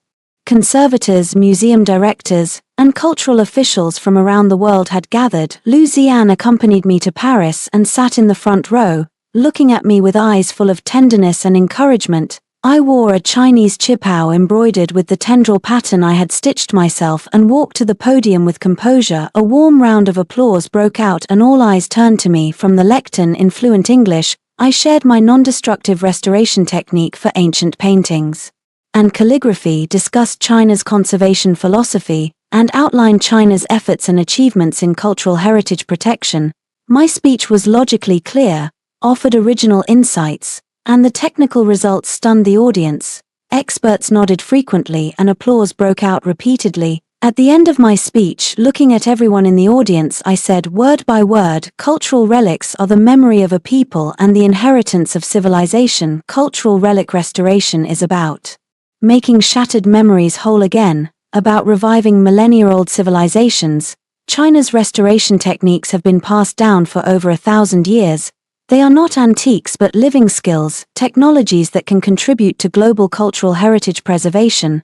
I hope that through my efforts, the world will see China's restoration craft and cultural charm, and that I can work with heritage professionals worldwide to protect our shared human heritage. When I finished, thunderous applause erupted from the audience and would not cease. Every guest rose to their feet and applauded me. After the speech, the Director General of UNESCO personally shook my hand, highly praising my techniques and principles, and immediately proposed a collaboration to establish joint restoration laboratories worldwide and promote my non-destructive restoration methods. Major museums and preservation institutions around the globe sent me cooperation requests, eager to learn my restoration techniques and invite me to restore their precious artifacts. I became deservedly a leading figure in the global heritage protection field. After the forum, Lu Zian and I walked along the Seine. The Parisian evening sun glittered on the water. The breeze carried a faint floral scent, gentle and romantic. Lu Zian held my hand and treated me carefully. Afraid I might be tired, he looked at me with tenderness and pride and said, "Zai, you were dazzling on stage just now." I looked at him and smiled, saying, "Thank you, Xu Yuan, for always being with me and supporting me. If it weren't for you, I might not have come this far." Lu Zian stopped, turned to face me, gently brushed the stray hair from my forehead and said earnestly, "Zai, it's not me who made you. You yourself are already outstanding and radiant enough." He paused, then continued, "Actually, I have known you much longer than you think. 10 years ago at the National Heritage Forum, you were still a student standing on stage sharing your ideas about restoring ancient paintings and books. There was light in your eyes, confident and bright. From that moment, I never took my eyes off you. Later you got married, and I could only watch silently as you gave up your career and returned to family life. I felt so regretful and heartbroken. I waited all these years, and finally you stood up again and returned to the stage that belongs to you. Zai, I like you, not for what you have achieved now, not for your halo, but because you are Shanzai. I admire your resilience, your talent, your kindness, your courage. I want to be your forever backing, to always respect your passions, support all your decisions, stand with you to protect relics and Chinese cultural lineage, and also protect you and your child for a lifetime. Will you give me this chance and be my girlfriend?" Seeing the sincerity and respect in his eyes and hearing his heartfelt confession, and remembering how he had protected and supported me without reservation, my eyes warmed and a wave of warmth rose in my chest. I smiled and nodded, saying, "I will, Xu Yuan." Lu Zian's eyes lit up instantly. He excitedly hugged me gently as if embracing a priceless treasure. Happy like a child, the evening breeze by the Seine lifted my long hair. The sunset lit our embracing silhouettes, romantic and beautiful. I had finally stepped out of the shadow of the past 3 years and met someone who truly cherished, cared for, and respected me. As for Duan Jiayu, held in the detention center, he went completely mad when he learned I had shone at the UN Forum and was officially together with Lu Zian. He smashed and raged in his cell, went on hunger strike, even self-harmed, trying to get bail so he could get out and take revenge on me. But all his struggles were in vain. His criminal case had conclusive evidence and would soon be transferred to the Procuratorate for indictment. As for the divorce suit between him and me, a court date had been set, and what awaited him was a final judgment that would leave him empty-handed. His life had completely lost any chance of turning around. After returning from Paris, my relationship with Lu Zian grew steadily stronger. He spoiled me and the child to the bone, but he never restricted my freedom or interfered with my work. He was always there whenever I needed him, and the divorce case with Doan Jiayu finally had a court date set. Before the trial, Doan Jiayu's lawyer contacted my lawyer multiple times trying to settle with me. He said Doan Jiayu was willing to apologize and give up all his assets if I would provide a letter of forgiveness to help reduce his criminal penalties. I refused outright. Forgiveness impossible. When he brought his illegitimate child into the house and forced me out of the master bedroom, did he ever think to leave me any room? When he smashed my restoration lab and damaged precious artifacts, did he ever think to hold back? When he held a knife and tried to kidnap me and die with me, did he ever think of forgiveness? What he owes me must be repaid in the most painful way. On the day of the hearing, the entrance to the Beijing Intermediate People's Court was surrounded by hundreds of reporters and countless netizens following the case. After all, this divorce involved cultural relics heavyweight Shen Ziyi, former auction magnate Doan Jiayu, and the nation's richest man Lu Zian, and had been under intense scrutiny online from the start. I wore an all-black suit and, accompanied by lawyer Zhong and bodyguards, walked into the court. Just as I reached the door, I ran into Doan Jiayu being escorted by court police because he was still in criminal detention. He was wearing the detention center vest, handcuffed, hair disheveled, face sallow, emaciated to the point of being unrecognizable, no longer the proud, vigorous CEO he once was, looking utterly bedraggled. The moment he saw me, his eyes instantly reddened. He lunged forward, trying to grab me, hissing, "Shen Ziyi, you bitch, this is all your fault. I'm in this state today because of you." The court police beside him immediately pinned him down and barked, "Behave." He was held in place, unable to move, and could only glare at me with venomous hate, as if he wanted to eat me alive.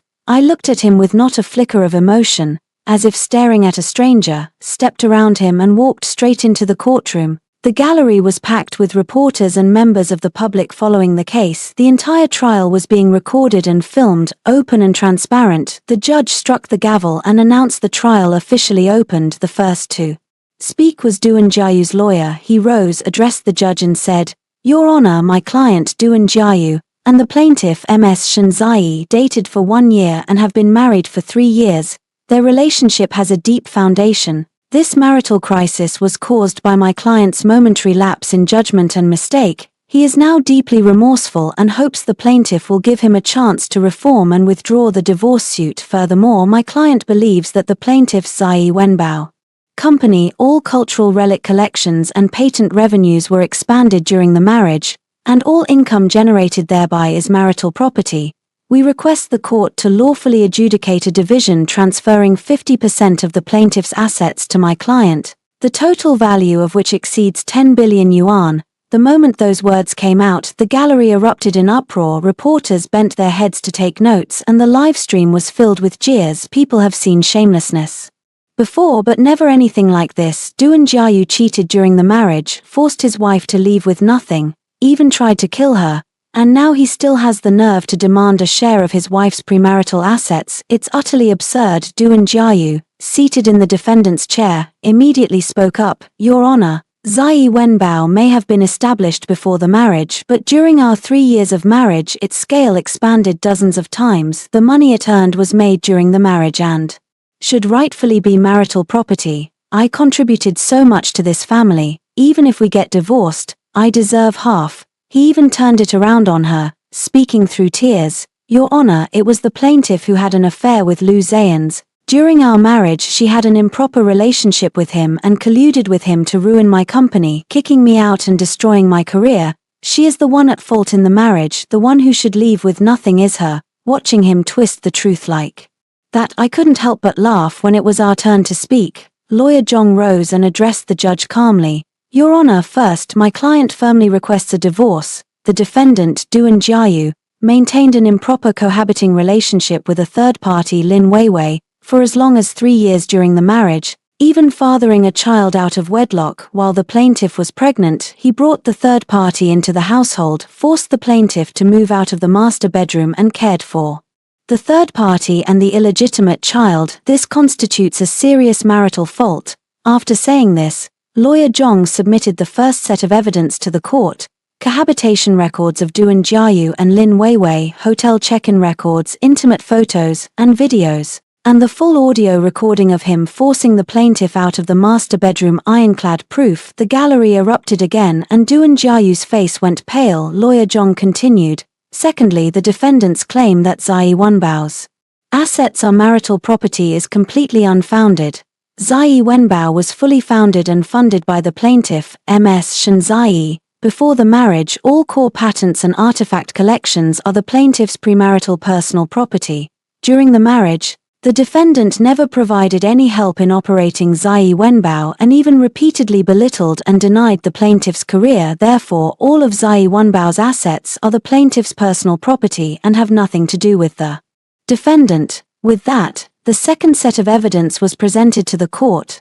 Zai Wenbao's business registration documents, proof of paid-in capital premarital property notarization documents, and recordings of Doo Jiayu repeatedly disparaging the plaintiff's career in public, all crystal clear. Lawyer Zhong continued. Third, the defendants claim that the plaintiff committed adultery during the marriage is pure malicious slander. The plaintiff's relationship with Mr. Lu Zian began after the plaintiff and defendant had already separated, and after the defendant had been criminally detained on suspicion of a crime.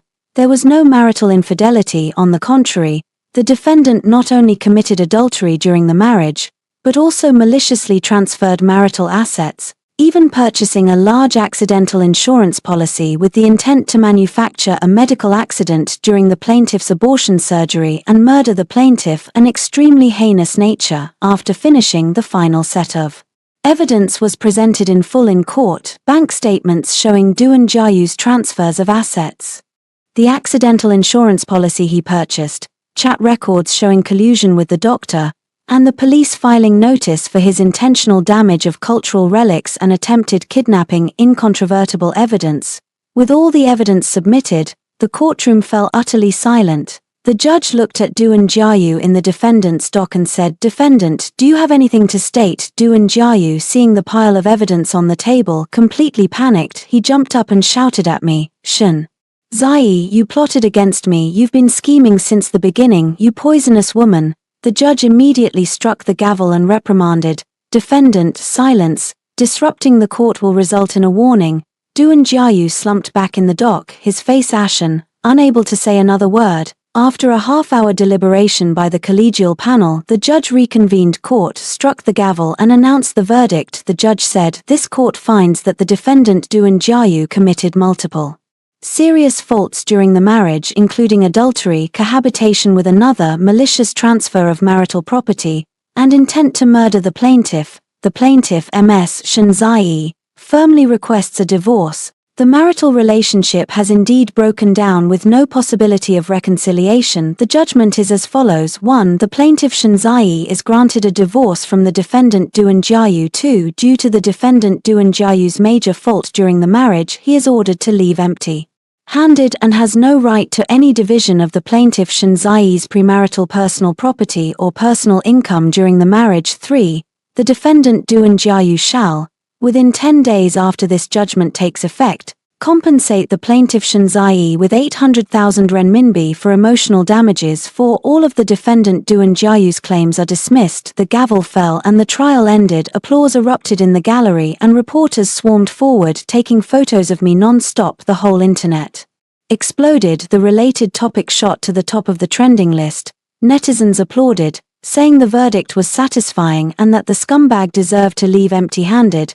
The second round of humiliation and face-slapping reached its climax, a complete victory. Hearing the verdict, Doo Jiayu collapsed on the spot, shouting in court until the bailiffs dragged him out. Accompanied by lawyers and bodyguards, I walked out of the courthouse. At the courthouse entrance, Lu Zian was standing by his car waiting for me. When he saw me, he smiled and came forward, handing me a bouquet of sunflowers and saying, "Congratulations, Zai, you're completely free again." I took the flowers, looked at him and smiled, saying, "Thank you for being by my side."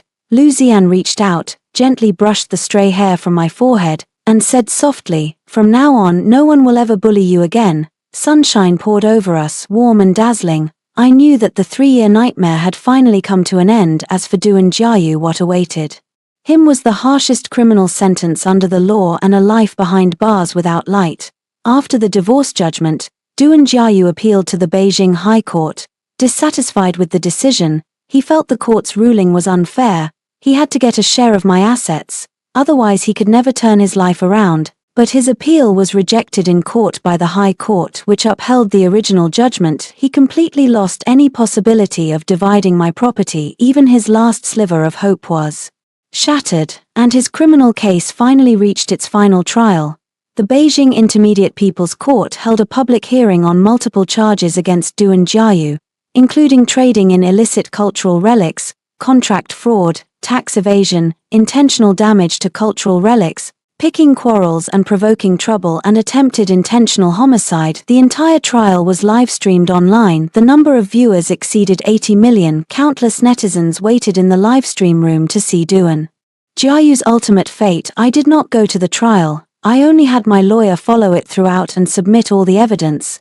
That day I was at home, helping Lu Ziyuan prepare baby supplies for the child in my belly. Sunlight streamed through the floor-to-ceiling windows, warm and beautiful. My lawyer called me to update me on the trial. In court, the prosecution brought charges against Du Jiayu, accusing him on multiple counts involving a total amount exceeding 2 billion yuan. For each charge there was a complete chain of evidence, overwhelming proof. Du Jiayu's lawyer tried to mitigate his punishment, arguing he was a first-time offender with remorse and asking the court for leniency. But Du himself showed no repentance in court. He shifted all the blame onto me, claiming that his downfall was entirely my doing, that I had ruined his life. He even insulted and slandered me to the livestream camera, calling me a ruthless, wicked woman. Viewers in the livestream were enraged by his lack of remorse. The comments were full of curses at him, saying he was doomed yet still refused to admit his wrongs, hopelessly beyond redemption. My lawyer submitted further evidence of Du Jiayu's crimes in court, including falsified documents he used to obtain state relic auction qualifications, complete transaction records of his illegal resale of relics banned from export, and all evidence of forged seals and fake contracts, utterly demolishing all his charges. The trial lasted the entire day. In the end, the judge announced that the verdict would be delivered at a later date. 3 days later, the court issued its final judgment. The court found that Du Jiayu was guilty of trading in illicit cultural relics, contract fraud, tax evasion, intentional damage to cultural relics, picking quarrels and provoking trouble, and attempted intentional homicide. With multiple offenses combined, he was ultimately sentenced to 18 years in prison and fined 500 million yuan. The moment the verdict was announced, Du Jiayu went limp in the defendant's seat, sobbing uncontrollably, repeatedly murmuring, "I'm wrong, I really was wrong, Shenziyi, I'm sorry." But apologies now were long overdue. The evil consequences he had sown with his own hands were ones he would have to taste himself. After the verdict was made public, the entire internet instantly erupted. The third round of comeuppance and humiliation sparked a frenzy that blew up across the web. Netizens left comments saying it was satisfying that the wicked receive their due, that Du Jiayu finally got the punishment he deserved. 18 years behind bars would practically ruin his life. On the very day the verdict was announced, my assistant revealed an ultimate twist. He sent me a complete dossier containing all the evidence of how Du Jiayu had meticulously approached and courted me. Back then, it turned out that from our very first meeting it had been a carefully orchestrated con. He had already, through friends, uncovered my true identity, the sole heir of the Jiangnan Wenbao family and a specially appointed relic restoration expert at the Palace Museum. With vast assets and industry connections at that time, his small auction house was on the brink of bankruptcy and out of options, so he engineered an accidental encounter and launched an aggressive courtship. He disguised himself as gentle, attentive, and ambitious, catering to my tastes at every turn, presenting himself as a promising prospect and stealing my heart. I willingly gave him 3 years of my youth, mobilized all my resources and networks to help turn his failing auction house into one of the country's leading listed companies. From the start, his approach to me and our marriage never held a shred of genuine feeling. It was all to exploit my resources and abilities to revive his business. From beginning to end, I had been living inside the con he had so carefully woven. Seeing this file, I felt no ripple in my heart, not even the slightest surprise. In fact, from the moment he brought Lin Weiwei and the twins home and forced me to give up the master bedroom, I already knew he had never loved me. This file was merely one more confirmation of my belief. I sent the materials to my lawyer and had him submit the evidence to the prison administration and the relevant supervisory agencies so that Duan Jiayu would have no peace even behind bars. When Duan Jiayu learned that this ultimate reversal had been exposed, he completely broke down mentally, caused a huge commotion in prison, and was eventually put in solitary confinement for the rest of his life. He would have to spend it in the cold prison, consumed by endless remorse and pain. With everything about Duan Jiayu resolved, I finally let the past go and focused on nurturing the baby, preparing to welcome new life. Lu Xian turned down all unnecessary work and spent every day with me, cooking pregnancy meals, walking with me, giving the baby prenatal stimulation and caring for me in every way. He never told me that after I gave birth I should return home and abandon my career. Instead, he told me that after the baby was born I could do whatever I wanted. He would take care of the child along with a maternity nanny, and I could always chase my dreams and do what I wanted. With his attentive companionship, my pregnancy was peaceful and happy. At 9 months pregnant, I gave birth to a healthy baby boy who looked very much like me, with a loud cry and utterly adorable. When Lu Xian, waiting outside the delivery room, heard the news, he rushed in immediately. He didn't go to the baby first but came straight to my bedside, taking my hand with eyes full of concern and said, "Zai, you worked hard." Seeing the tenderness and care in his eyes, I smiled through my tears. I had finally met the person who put me first and truly cared for and loved me. After the baby was born, Lu Xian became a super hands-on dad, changing diapers, preparing formula, soothing the baby to sleep. Everything was done in perfect order, never letting me become exhausted. When I stayed up late to handle work, he would sit quietly nearby with the baby. When I wanted to travel around the country to visit artifact restoration sites, he would bring the baby and accompany me. Whenever I faced any difficulty, he was always the first to step up and be my strongest support. My life had finally entered a brand new chapter. Professionally, Zai Cultural Preservation became the leading enterprise in China's cultural protection field, and the joint global artifact restoration laboratory in cooperation with UNESCO officially launched. In love, Lu Xian gave me unwavering preference and the gentlest protection, letting me know what it felt like to be truly loved. In life, there was an adorable child and warm family, and our days were happy and stable. Under the gaze of thousands, Lu Xian also gave me the most romantic proposal, starting our new journey together. When my child turned 1, I had spent a long time preparing the solo cultural relic restoration exhibition Ancient Paintings Reborn, which officially opened at the National Museum. This exhibition showcased the dozens of national treasure-level relics I had restored over my 15-year career, as well as the cultural preservation technological innovations I developed. It was the country's first solo exhibition of a single conservator, and from the start of its preparation it attracted intense attention from the national cultural preservation community. On the day of the opening ceremony, the National Museum was packed. Countless industry experts, museum directors, cultural officials, and relic enthusiasts from across the country attended, and the media crowded the space so tightly there was barely room to move. Lu Xian accompanied me to the opening. He wore a black suit and never left my side, carefully protecting me and our child, his eyes full of tenderness and pride. During the ceremony, a leader from the State Administration of Cultural Heritage personally came on stage to speak and gave very high praise to my restoration achievements, saying I had made a tremendous contribution to the preservation of China's cultural heritage. Immediately afterward, the leader announced on the spot that I was officially being awarded the title Meritorious Figure in National Cultural Heritage Protection. This is the highest honor in the country's cultural preservation field, and I am the youngest recipient of the award and the only female recipient. Thunderous, sustained applause erupted throughout the hall. I took the certificate of honor, stood on the stage, and calmly addressed all the guests below and the live broadcast cameras, saying I was very grateful to the State Administration of Cultural Heritage for bestowing this honor. In truth, I had only done what I should do. Cultural relics are the carriers of China's cultural lineage and the memory of the nation. Conservators are the guardians of that lineage, the people who make fractured memories whole again. I have worked in relic restoration for 15 years, and my greatest wish is to revive more precious artifacts so that more people can see the beauty of Chinese relics and the strength of China's cultural heritage in the future.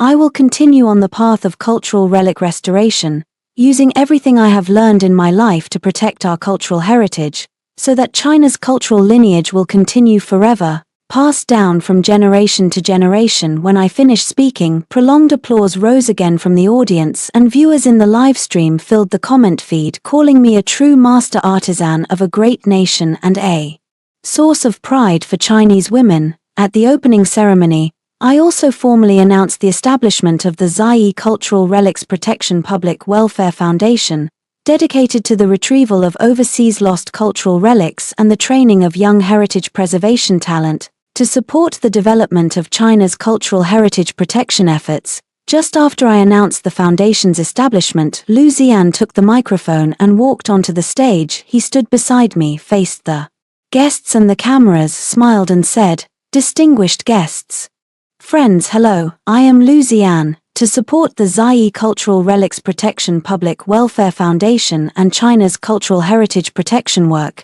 I am donating 1 billion RMB to the foundation in my personal name, to be used for reclaiming overseas lost relics and cultivating young conservation talent." The moment he said that, the whole hall erupted. Applause and cheers filled the entire National Museum. Viewers in the livestream also went wild, leaving comments like, "Mr. Lu is too doting, 1 billion donation, this is a real power couple, divine love." After the opening ceremony, all the guests came around to congratulate Lu Ziyan and me. The scene was lively. When the guests finally dispersed, only Lu Ziyan, the child, and I remained in the exhibition hall. Suddenly, Lu Ziyan took my hand and led me to the central area of the special exhibition. On display there was the first national treasure-level relic I had restored, a Song Dynasty painting, the work that made me famous overnight at the National Conservation Forum 10 years ago. Lu Ziyan stopped, turned to face me. He looked into my eyes with nothing but gentleness and affection, then dropped to one knee and took a velvet box from his pocket and opened it.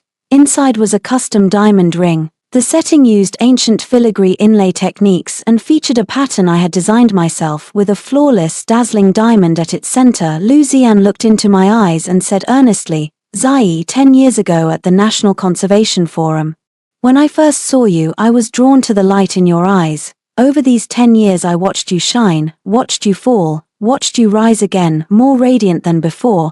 I like you not for your halo, not for your achievements, but because you are Shanzai. I like your resilience, your courage, your love for relics, and the tenderness and kindness in your bones. Before, I could only stand quietly behind you and watch. Now I want to stand openly by your side, be your forever support, help you guard China's cultural lineage, travel the world with you, take care of the child with you, and spend the rest of our lives together. Shanzai, will you marry me?" Looking at Lu Ziyan kneeling, seeing the sincerity and resolve in his eyes, hearing his heartfelt confession, and remembering his wholehearted protection and support over the past 2 years, I smiled through my tears, reached out my hand and said, "I will, Shu Yuan." Lu Ziyan's eyes lit up instantly. Excitedly he gently slipped the ring onto my finger, then rose and held me tightly. The exhibition lights cast a gentle glow over us. Around us hung the millennia-old painting I had restored, witnessing our love.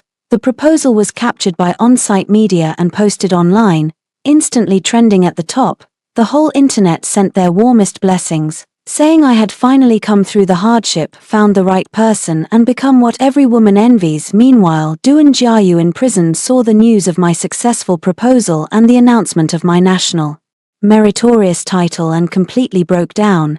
In prison he slammed his head against the wall, wept uncontrollably and kept repeating, "I was wrong, Zai, I was really wrong, will you come back?" But his apologies and regrets had long since meant nothing to me. His life had already been completely fixed in a dark, sunless prison, while my life had only just ushered in its brightest chapter. A year later, Lu Ziyan and I held a grand traditional Chinese wedding in Suzhou's century-old gardens and began our new life. Our wedding with Lu Ziyan was set in the Jiyu family's century-old garden in Suzhou. This is my ancestral home, the estate of a Jiangnan family devoted to cultural preservation, with a history of over 100 years. Every plant and tree, every brick and tile in the garden holds memories of my childhood. Every design element of the wedding incorporated China's intangible cultural heritage and traditional crafts. The patterns on the wedding garments were Suzhou embroidery that I personally stitched. The accessories used my own filigree inlay work, and the bridal veil invitations and wedding chamber decorations were all designed and made by me and my studio team, showcasing the beauty of Chinese traditional craftsmanship to the fullest. On the wedding day, the century-old Suzhou garden was festooned with lanterns and red silk filling the sky. Countless relatives, friends, and industry colleagues came, including experts from the Palace Museum, peers from the cultural preservation field, and business magnates, all attending to give us their blessings. I wore a Chinese-style wedding dress I designed myself, holding my father's hand as I stepped across the red bridge over the water, walking toward Lu Zian at the end of the red carpet. He wore a black Chinese-style suit, tall and upright, standing at the end of the carpet, looking at me with gentleness and love, a happy smile at the corners of his mouth. My father placed my hand in Lu Zian's hand and spoke, "Xiu Yuan, I entrust my daughter and our Gu family's legacy and traditions to you. You must take good care of her, be good to her for a lifetime, and protect her completely." Lu Zian gripped my hand tightly, facing my father, nodding seriously, and said, "Dad, you can rest assured in this life, I will devote my all to loving Ji Yi, to protecting her, to supporting her career, to guarding her and our child, and to preserving the Gu family's lineage. I will never let her suffer any grievance, and I will always be her strongest backing." On the wedding day, Lu Zian looked into my eyes and made a solemn vow. Word by word he said, "Shen Ji Yi, in the past, your 10 years were spent loving the wrong person and suffering too much. In the years to come, wind or snow will be you, in your ordinary days will be you, in your poverty will be you, in your wealth will be you, in your gentle heart will be you, wherever your gaze falls will be you. I will always respect your passion, always support your dreams, always love you whether in poverty or wealth, health or illness. I will stay by your side, never leave, accompany you to embroider the mountains and rivers of 10,000 miles, guard the Chinese cultural heritage, and share the rest of our lives." I saw the sincerity in his eyes, and I smiled, shedding tears, and said, "Lu Zian, thank you for appearing in my life and showing me what it means to be truly loved. From now on, we will walk forward side by side, never leaving or abandoning each other." The applause and blessings of friends and family mingled with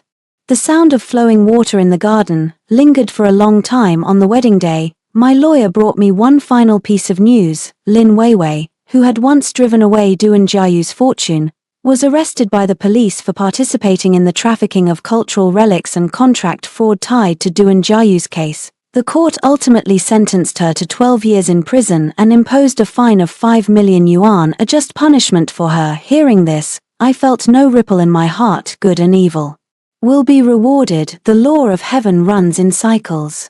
All who have harmed me will eventually receive their due punishment. After the wedding, Lu Zian and I, along with our child, went to the water towns of Jiangnan for our honeymoon.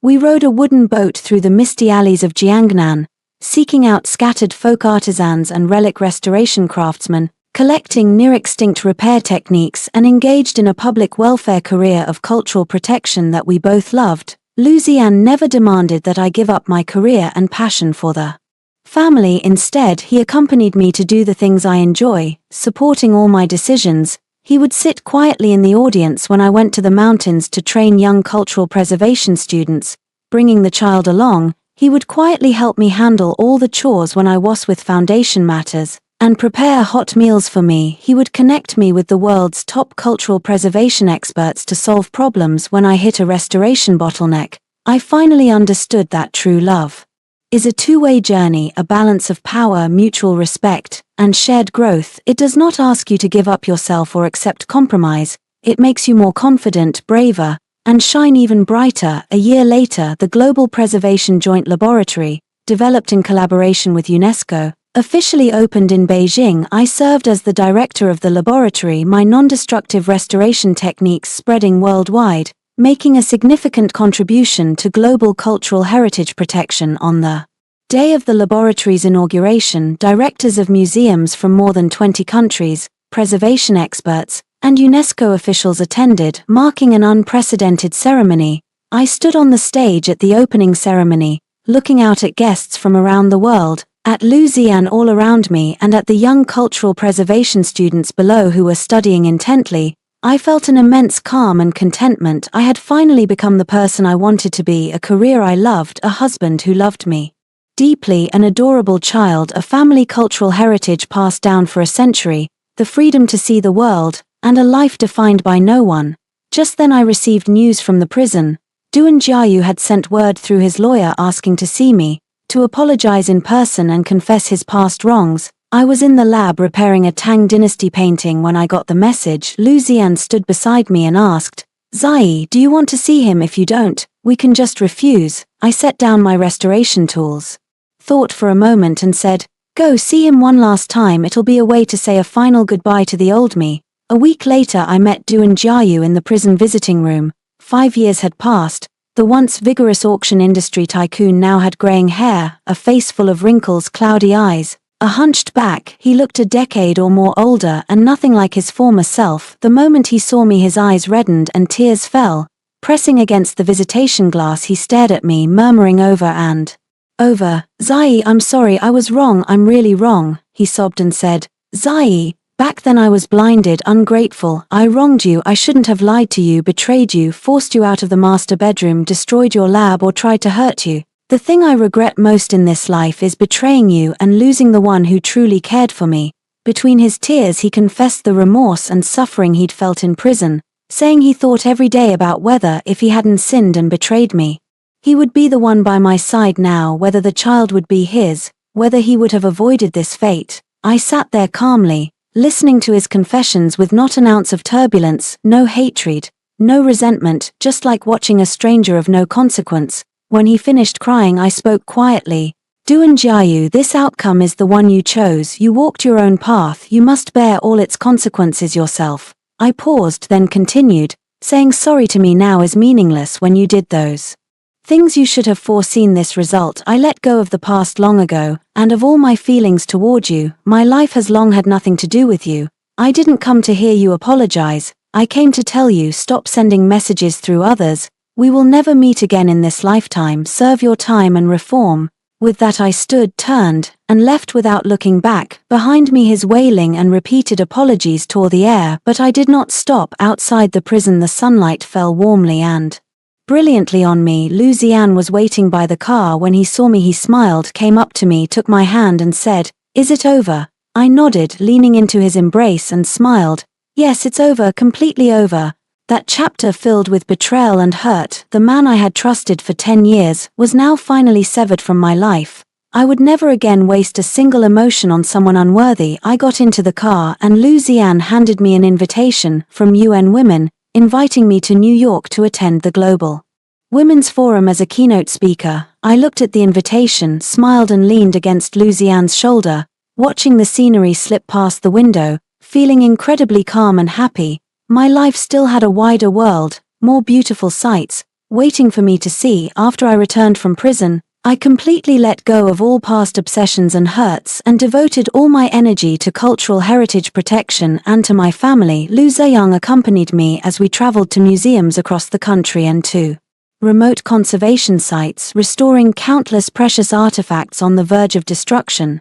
Together we established 12 conservation training schools, teaching China's restoration techniques without reservation to more young people who love heritage preservation. Since its founding 3 years ago, my Zai Cultural Heritage Protection Foundation has helped recover dozens of national treasure-level artifacts lost overseas and has funded thousands of young heritage enthusiasts to complete their studies and pursue their dreams. I became the undisputed leader in China's heritage conservation field and a role model in the eyes of countless women. 2 years later, I was invited again to speak at the UN Global Women's Forum at its New York headquarters, delivering a keynote address. Standing on the global stage, I shared my experiences with women from around the world and spoke about the contributions and achievements of Chinese women in the field of cultural heritage protection, encouraging women everywhere to bravely pursue their dreams, not to be constrained by societal prejudice and definitions,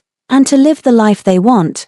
My speech earned sustained applause, and UN Women personally presented me with the Global Women's Economic Empowerment Outstanding Contribution Award.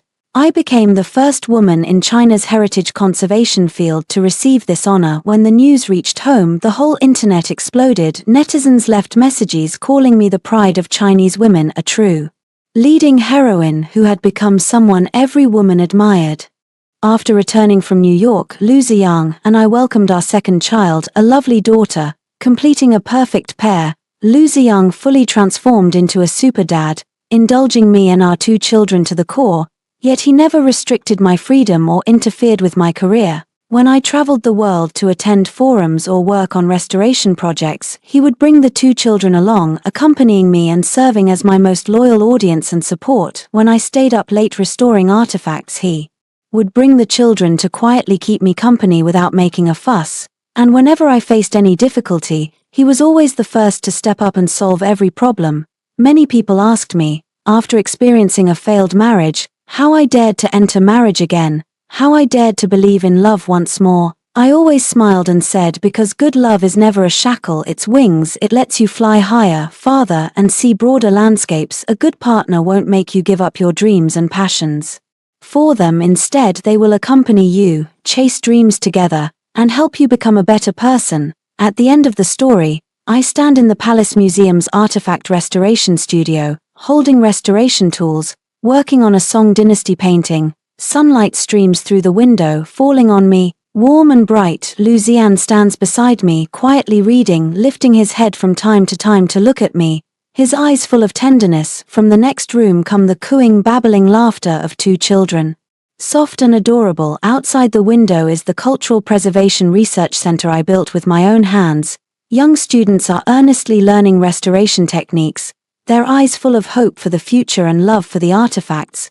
I put down my tools, look at Lu Ziyan beside me, look at the view outside, and a happy smile lifts the corners of my mouth. I have finally become the person I wanted to be, a career I love, a husband who loves me deeply, adorable children, a family heritage spanning centuries, the freedom to travel the world, a life defined by no one. I have become a truly independent, strong, free queen, the kind of woman all others admire. Here, I want to say something to all my female friends. Never give up your growth, your passions, or your life for anyone. Don't treat marriage as your whole life. Don't see a man as your only home. Your best home has always been yourself. When you are excellent enough, independent enough, and strong enough, you will find that good love and a good life will come to you. May we all remain clear-headed, independent, passionate forever, and become our own suns, needing no one else's light.